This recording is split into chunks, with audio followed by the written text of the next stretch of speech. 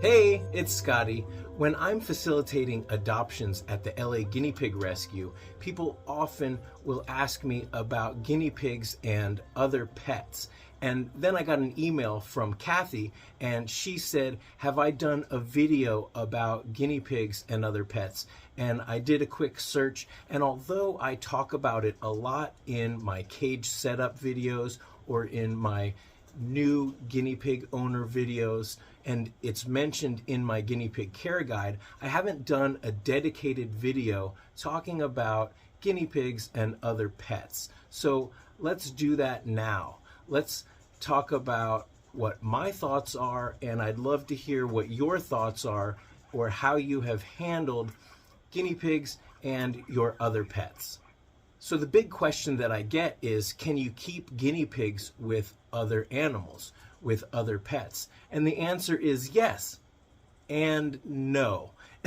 And so we're going to have to actually dive deeper and think about specific animals, specific pets, and consider the specific individual personalities of your pets in order to really answer this question. But sure, you can keep guinea pigs and other pets. Like BB right here. BB has been living with the piggies for over 10 years, and we have a wonderful time interacting with our piggies. BB is very protective of his piggies, and when I first adopted him, he quickly learned to imitate the guinea pig sounds. So first off, let's talk about cage setup. If you have other pets, if you have other animals that are going to be near your guinea pigs, you want to make sure that your cage setup is secure. Now that might mean a lot of different things to different people. For instance, if you have cats and you feel that a lid is going to keep your cats out of the guinea pig cages, then by all means get a lid. Now you can make a lid. I have a number of lid construction videos on my cage setup section. I'll put one of those right here. You can make a lid out of CNC grids. You can zip tie them together. You can even do, a certain kind of a latch system. It's pretty easy. If you've ever made a guinea pig cage, like a CNC cage, then you can make a lid. And I personally prefer the CNC cages because they're bigger. You can customize them to whatever size and shape even that you want, as you can see, and likewise you can make a lid that will fit that cage. Now the Midwest, which we consider the minimum size cage, also has a lid that you can buy separately, but I would rather an open cage or a larger cage than these pet store cages that are sort of enclosed with a doorway that latches, because when you have a smaller cage, they don't really even make them very big. There is a Living World cage which they say is close to the Midwest size, but it's really not because of the way the pan is tapered. There are a number of store-bought cages that may come close in size, but personally, the flexibility, the ease of cleaning and modifying a CNC cage, that's really why the guinea pig world, the guinea pig community has gravitated towards these, and it's basically what we consider the standard for guinea pig cages. So if you need a lid, if you have a curious cat, or if there, for whatever reason, you think a lid is appropriate, it's really easy to make and really easy to set up. So consider a lid when you're securing your guinea pig cage. Another thing to think about is having your pigs up on a table. I really like the interaction when you have your piggies up at your level. Of course, there's so many piggies in here that if I'm going to foster and rescue, not everybody can be up on a table. So some pigs are lower, some pigs are up higher. But if I just had one pair, if I was just starting out with piggies, I always tell people, get them up on a table up to your height. It's going to make the cage easier to clean. They're going to become more tame unless you're always on the ground, crawling around, interacting with your piggies on the floor. And there's nothing wrong with having your piggies on the floor, but up on a table is better. And if you're concerned with pets like a small dog or even a larger dog, having them up on a table might be your answer. You can also get it's like a carpet double-sided tape, or those command strips, something that you can put under the cage that will secure it. Also, zip tying the grids together instead of using the connectors, or even if you use the connectors, zip tying the whole thing together, zip tying it to the coroplast, making everything extremely secure so that if a dog does jump up, they don't pull the whole thing down. That could be a disaster. You don't want your piggies falling. You don't want the cage to be broken, and you certainly don't want any more aggressive pets to get at your guinea pigs, for sure.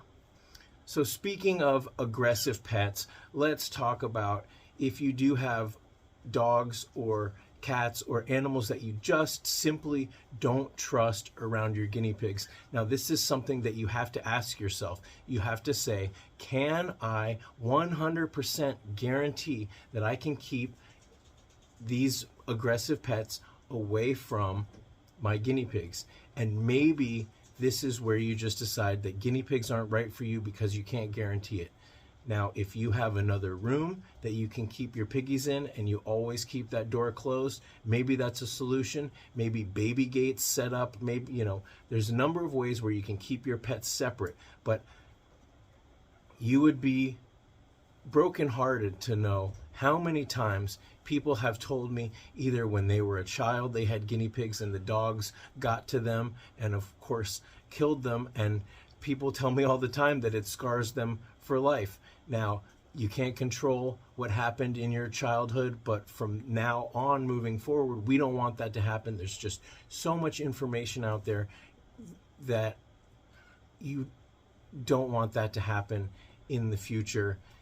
If that means not getting, we're not all able to have every pet that we would love to have. And if that's because you have another pet that you love that you just can't guarantee that they won't get at your piggies, it will break your heart. It will scar you and your family if there was ever a disaster. And so many times people say, someone left the door open, or we opened the door and the dogs rushed in, and before we knew it, and it just breaks my heart to hear those kind of stories. And it just takes one mistake. So if you can't guarantee that you can keep your piggies safe, even if it's in another room, then maybe that's something where you just, now is not the time to have guinea pigs. But if you can keep them safe, then maybe that means keeping them in another room. So now let's get really deep into it. Let's talk about other animals that do or will interact with your guinea pigs, and let's talk about time together with them. Now, this is where you have to take into consideration the individual personalities of your other pets, of your other animals.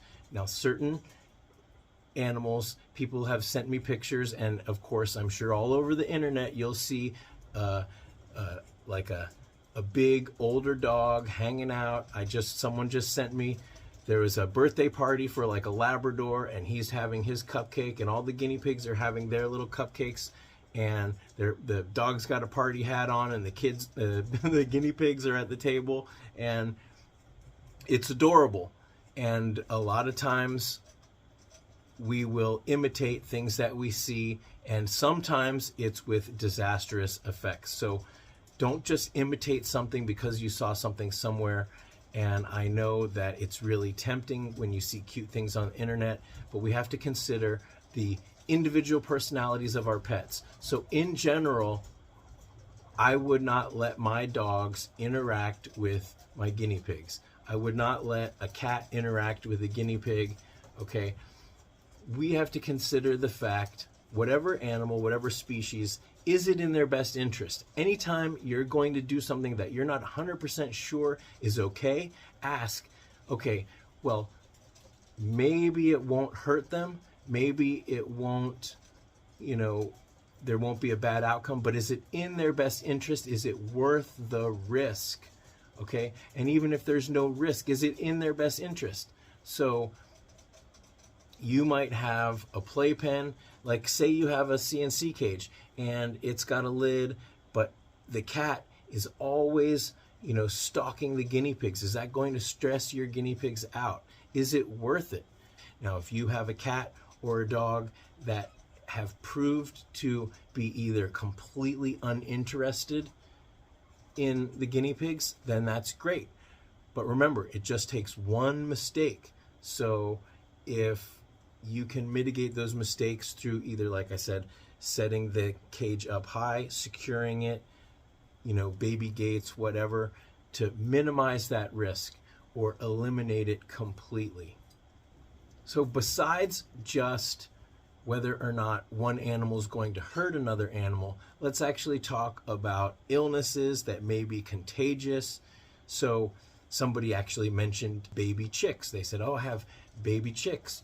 And if I pick up the baby chicks and then I pick up my guinea pigs, could they get sick? Now, I'm not an expert on baby chicks or chickens, so I said, wash your hands. If you want to be 100% sure, then don't. Don't pick them up one right after another. Don't pick up the baby chicks. Now, if you have baby chicks, you're going to want to interact with them. I just wouldn't be able to help myself. Would I then pick up my guinea pigs? I wouldn't be too worried about it, but again, I don't have baby chicks. I don't know much about what kind of bacteria or viruses they might harbor. So I would say do some research, ask the vet, definitely wash your hands. Maybe just don't pick them up one right after another. Another thing to mention when it comes to spreading illnesses would be make sure that your guinea pigs are getting daily vitamin C. If your guinea pigs are getting vitamin C every day, their immune system is boosted, you're keeping an eye on them, you're looking at their poops, watching their appetite, giving them fresh, clean water, and cleaning their cage. So if they have a clean cage, fresh, clean water, their immune systems are healthy, then I would not expect them to be susceptible to any bacteria. Natalie Riggs, who runs the Cavies and Canines Rescue in Fort Collins, wrote the article for Small Pet Select explaining how Bordetella is a bacteria that can lie dormant in dogs and cats and rabbits, but it is extremely harmful and contagious to guinea pigs. I will include a link in the description to this article so that you can read more. Consult your vet and take precautions and learn the specifics about what may or may not be transmittable from one pet to another. Now, I would also say these protocols could be enacted when you have children.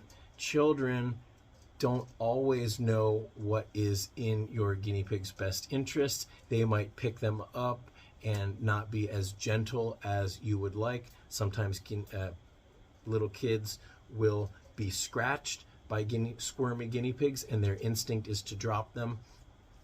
So whether we're talking about kids or invasive pests or your other family pets that you love, keeping your cages secure, having a plan, and thinking out specifically about the specific personalities of all the members of your family and how to create a strategy where they can all live together without any disasters, without any stress, so that everybody can live harmoniously.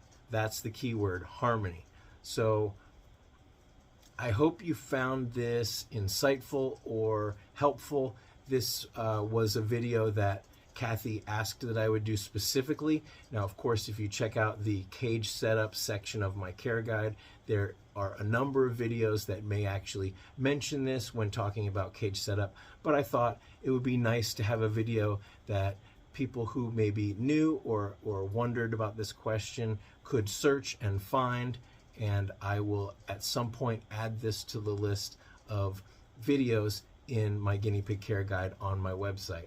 So I really want to hear what you guys have to say in the comments. I was just brainstorming. These are things that I would do, things that I've considered, and things that I recommend when I'm facilitating adoptions at the LA Guinea Pig Rescue and answering questions. If you want to send me a question or a comment or possibly a video idea, you can do that in the comments. But if you really want to get, make sure, if this is an older video, I don't go back, for years and years and check the comments, but you can send me a comment directly to me in the contact page on my website. So I really hope you won't hesitate to do that. I will put my entire cage setup playlist right here, and maybe you will find another video that will get you thinking, and I really hope that you find value in these. We've been accumulating a number of videos for years and years about guinea pig care, and I'm just so grateful to be able to share what I've learned volunteering at the LA Guinea Pig Rescue. Until next time, thanks for watching.